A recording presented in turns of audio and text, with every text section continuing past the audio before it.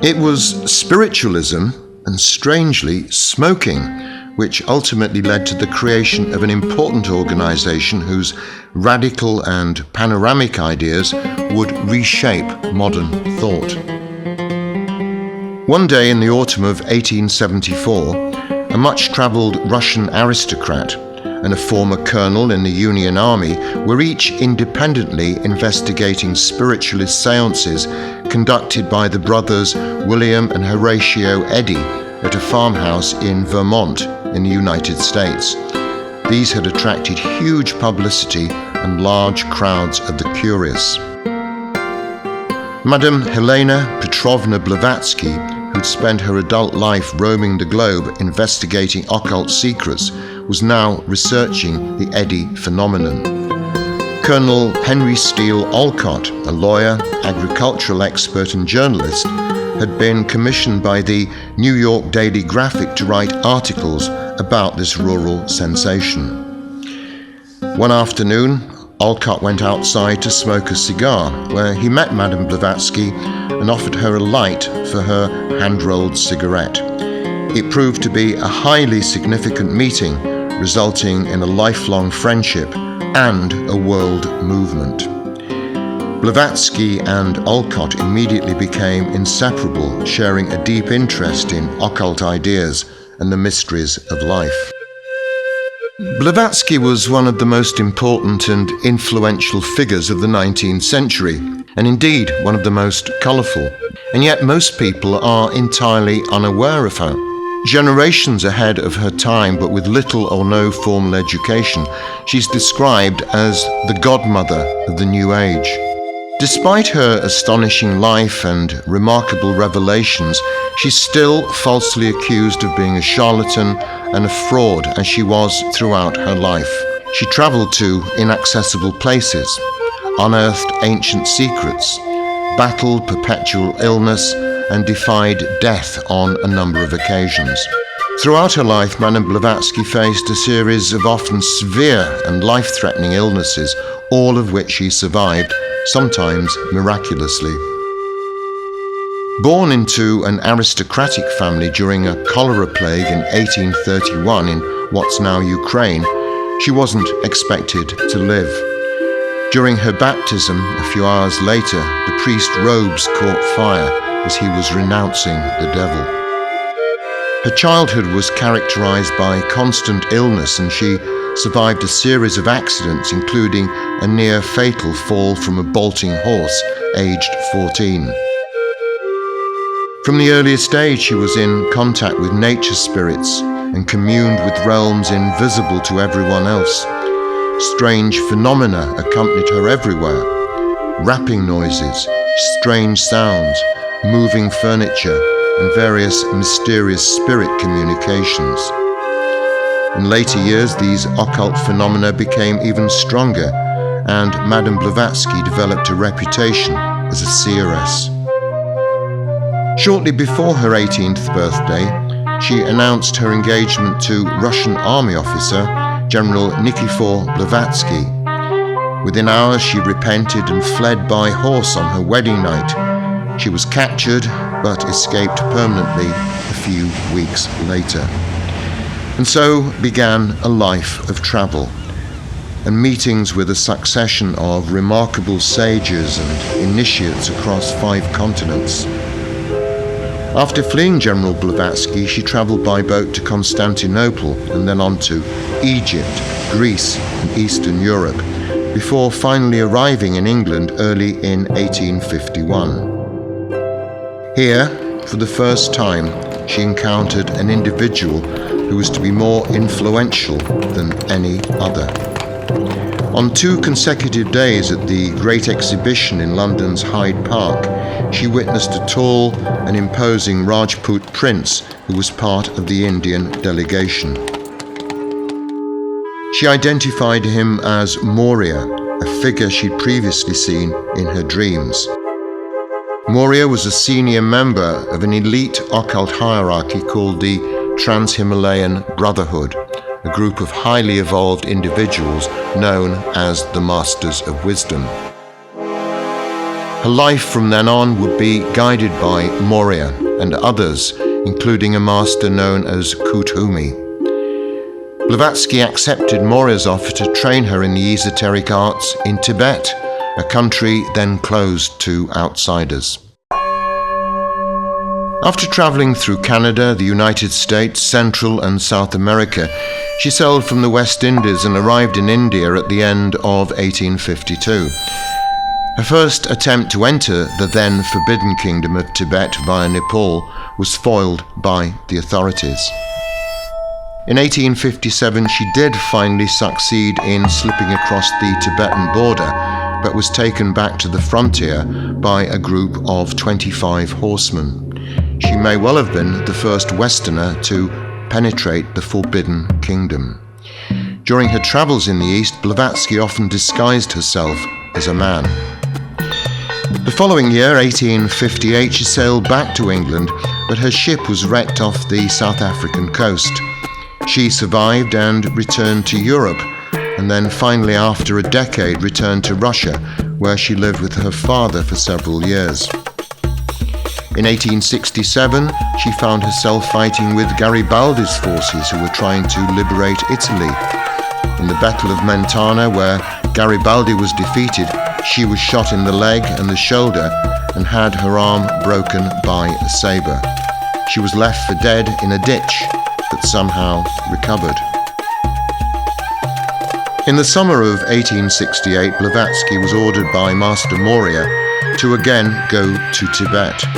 Here she stayed with Kuthumi until 1870, receiving esoteric instructions in various locations. She finally left Tibet at the end of 1870, sailing to Europe via the Suez Canal. A cargo of fireworks on her boat, the SS Eunomia, exploded near the island of Hydra off the Greek coast. She was one of only 16 survivors among the 400 passengers and crew. In the summer of 1871, she traveled to Alexandria in Egypt. The following year, she continued her adventures in Cairo, where she was robbed and almost shot by a Greek, and spent a night lying alone in a stone sarcophagus in the king's chamber of the Great Pyramid. Blavatsky formed a spirit society which failed within a fortnight as rumours and accusations began to circulate about her. After a few weeks, she left Egypt and travelled through Syria, Palestine and Constantinople, and arrived in the Russian port of Odessa in the summer of 1872. The following spring, she travelled to Romania and then to Paris, where she received mysterious orders to travel on to the United States. She arrived in New York in July and stayed in America for the next 6 years. Initially, she faced financial hardship until she received an inheritance from her father. In the autumn of 1874, Blavatsky spent several weeks in Vermont investigating the new wave of spiritualist phenomena which had gripped the nation, and it was here that she met Colonel Olcott. After her finances improved, she set up home at 47th Street in New York. She quickly gained celebrity status and some notoriety as she attracted the attention of New York's intellectuals and chattering classes, eager to see if the rumors about her were true. The apartment, nicknamed by one reporter as the Lamasery, was crammed with an assortment of stuffed animals, including a baboon and a tiger's head, along with large numbers of exotic artifacts from around the world. Alongside her vast arcane knowledge, her explosive temper and frequent use of coarse language added to her eccentric persona. Her rebellious behavior was uncontrollable, and she often flew into fits of rage. There were two distinct sides to her personality. Although combative and obstinate, her remarks often cutting, she was also mystical and affectionate and often played pranks. 1875 was perhaps the most pivotal year of Blavatsky's life. Her secret guides issued orders for her to break with the spiritualists and form a society to promote ancient ideas to a modern world. These were timeless principles underpinning religions, science, and philosophy. In the autumn, she, Alcott, Irish lawyer William Judge, and others formed the Theosophical Society, which held its first meeting on the 17th of November. Many early adherents of the society were far more interested in sensational phenomena and the materialization of objects than in studying deep esoteric truths. These phenomena took multiple forms, including strange music, mysterious bells, and the materialization of objects and chairs, bottles, spoons, and birds flying across rooms. It was much more circus spectacle than esoteric seminar. And these phenomena were far from rare. In one form or another, they'd shadowed Blavatsky all her life. Now, materialized objects known as apports became an almost everyday occurrence. These written, precipitated communications from Blavatsky's teachers, Masters Moria and Kuthumi, continued for many years. Others, including the Indian newspaper editor and early theosophical author Alfred Sinnett, received numerous written communications from both of these adepts. They're now collected together in a book called The Mahatma Letters. In its early years, some senior Indian theosophists were against making long-held occult knowledge public.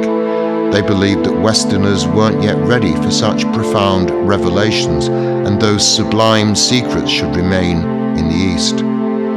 Although the society didn't live up to early expectations and its support quickly tailed off in America, branches were formed overseas in London, India, Ceylon, and in Corfu, Greece. And Blavatsky continued to attract attention from the curious. In 1877, she published her first major work, Isis Unveiled. The first edition of 1,000 copies sold out in 10 days, and arguably initiated the modern occult movement in the United States. Among its groundbreaking assertions was an ancient universal wisdom religion and the existence of a brotherhood of adepts which had assisted since Atlantean times. For the first time, she revealed the existence of a secret brotherhood of highly advanced adepts which guided humanity, the occult hierarchy. Blavatsky claimed that these masters had assisted in its writing. Above all, Isis Unveiled showed the universal ideas running through Christianity, Hinduism, and Judaism. The book received highly favorable reviews and cemented Blavatsky's celebrity status, attracting numerous visitors to her home and articles about her in the newspapers. Then came another crucial development. The hidden guides ordered Blavatsky to relocate her activities in the East. At the end of 1878, Blavatsky and Alcott left America, first for England and then Bombay, India.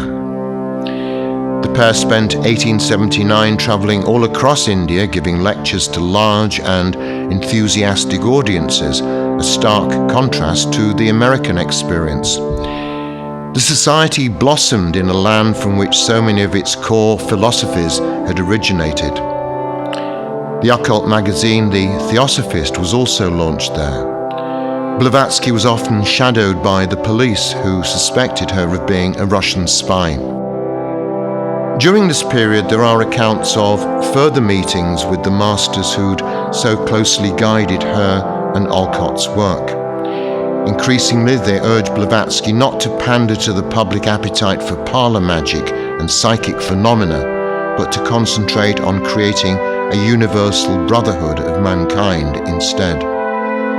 At the end of 1882, Blavatsky was ill again. The society shifted its headquarters to Adyar, a large estate on the city of Madras, now Chennai, where it remains today. Once recovered, she was again traveling, visiting the kingdoms of Sikkim and Tibet. Then Blavatsky's life was plunged into a fresh crisis when she was labelled as a fraud by a woman called Emma Coulomb and her husband. Blavatsky had previously met them in Egypt and re-employed them as servants in India. The Coulombs accused her of manufacturing psychic phenomena by using a secret cabinet to conceal objects. Madame Coulomb also produced crudely forged letters allegedly signed by Blavatsky. Ultimately, this sparked an investigation by the newly formed Society for Psychical Research, which sent an investigator, Richard Hodgson, from London to India to probe what turned out to be bogus claims. After concluding that they were factual, Hodgson produced a controversial and damning report on Blavatsky. It took more than a century until the 1980s for this to be rescinded. At the time, it had a hugely damaging effect on Blavatsky, as well as huge implications for the Theosophical Society itself. It also coincided with concerted and often vicious attacks on both Blavatsky and Theosophy by militant Christian missionaries in India. But she continued her travels across India and worked on her increasingly voluminous writings. In 1885, after 5 years in India, Blavatsky left the country for good and travelled back to Europe, visiting London, Paris, Italy, and relatives in Germany. Fallout from the Hodgson report continued. At this point, Blavatsky was urged by her inner guides to begin a companion work to Isis Unveiled. And this would turn out to be her masterpiece, The Secret Doctrine, a massive 3-volume work eventually published to huge acclaim in the autumn of 1888. She began writing it in Germany and continued work on it after returning to London in May 1887. She would remain in the city for the last 4 years of her life until her death in 1891 at the age of 59. Although highly challenging, this panoramic work offered the public for the first time esoteric insights into human and cosmic evolution, invisible energies and forces, the interconnectedness of all life, and the nature of consciousness. It boldly assured readers that there was no biblical-style personal God lingering up in the clouds, eager to punish them. Unlike Isis Unveiled, it also dealt in detail with the question of reincarnation and its governing principle, the law of karma, or the law of cause and effect. The book was an instant triumph and has never been out of print since. For Blavatsky, it enhanced her reputation, but also fueled further controversy. Nevertheless, she remained the center of attention, receiving visitors, chain-smoking hand-rolled cigarettes, and battling various illnesses.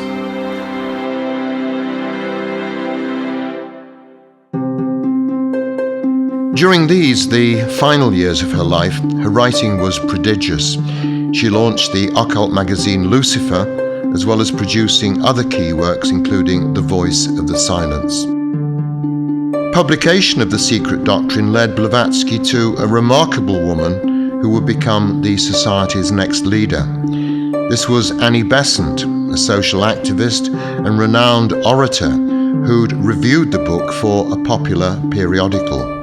She effectively became Blavatsky's key assistant during her final years. Annie Besant met Blavatsky in 1890, and over the next few years her own interest in theosophy grew. She became a member of the Theosophical Society and a prominent lecturer on the subject. She was a prolific writer, a political activist, and an early promoter of independence for Ireland and India, as well as women's rights. She would go on to become the second president of the Society after Olcott's death in 1907, an office she held until her own death in 1933. Another key figure in the first decades of the movement was the former English clergyman Charles Leadbeater, who wrote dozens of books and worked closely with Besant. Both caused controversy when they changed some of the original ideas and terminology. Almost from its inception, the Theosophical Society experienced regular divisions and schisms due to bitter personality clashes and doctrinal disputes, with several disenchanted breakaway groups forming in America and elsewhere.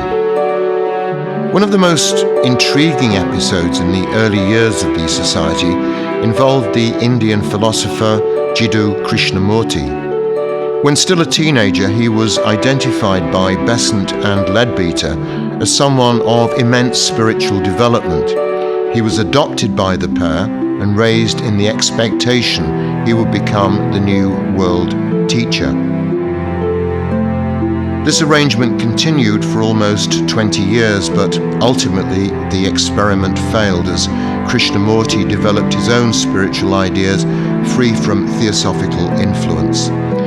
In 1929, he finally broke away from the society, announcing, "I maintain that truth is a pathless land," and he urged people not to follow any doctrine, guru, organization, teacher, or authority, including himself.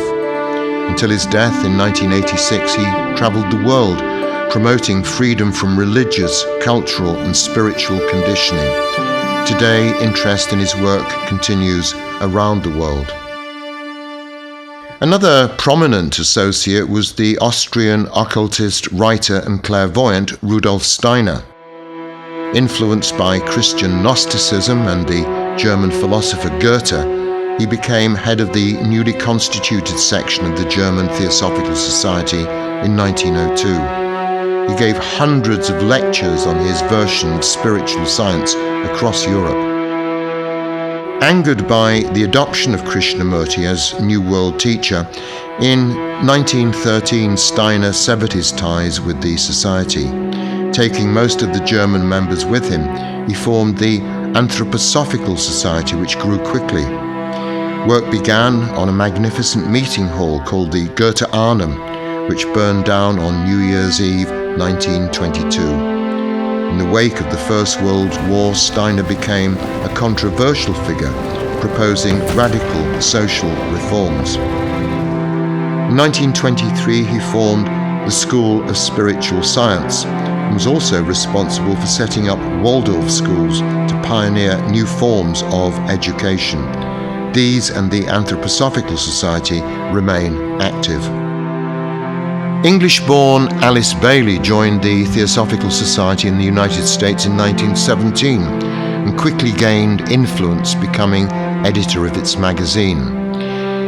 At this time, she was contacted by a member of the hidden hierarchy of masters known as Dwaj Kul, otherwise referred to as DK or the Tibetan. She agreed to undertake a 30-year project to write a series of books largely dictated by DK. This revelation and other differences led to her and her future husband's expulsion from the society. She and Foster Bailey went on to form the Lucis Trust and the Arcane School, both still active.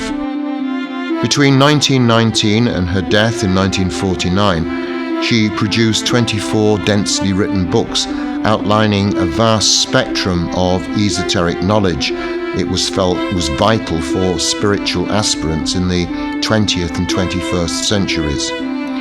Central themes included the function of the seven rays or principal energies of the universe and the emerging field of esoteric astrology, which, unlike its mainstream counterpart, focuses on the soul rather than the personality.